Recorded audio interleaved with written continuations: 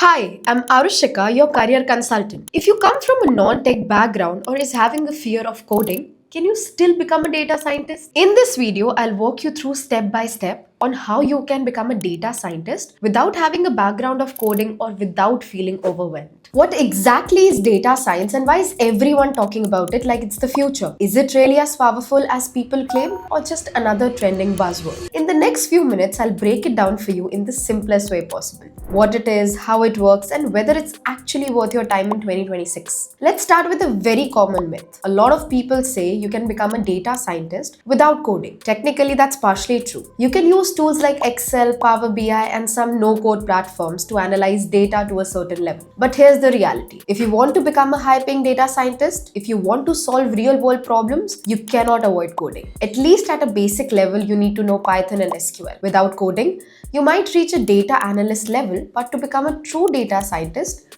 coding is essential. And most people wonder if it's still worth in 2026. The short answer is yes, but only if you approach it the right way. The problem today is not that there are no jobs. The real problem is that there is a lack of skilled people. Many people complete courses, collect certificates, but when it comes to real world projects, they struggle. What companies actually want are people who can understand data, extract insights, and help in decision making. And this in demand is only going to increase in 2026 because every company is becoming data driven. And AI systems need data to function. So data science is not dying. The competition is increasing. Now let's clear the biggest confusion.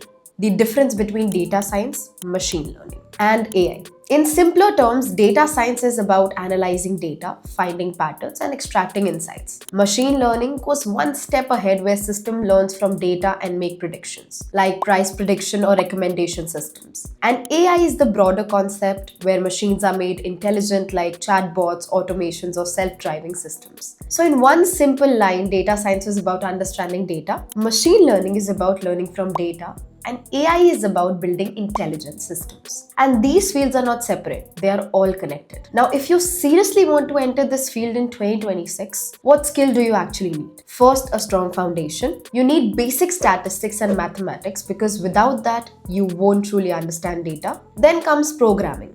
Python is the most important along with SQL because most data is stored in databases. Next are tools like Excel, Power BI or Tableau, which helps you visualize data. And as you move forward, you'll need to understand machine learning basics like regression and classifications. But remember one important thing.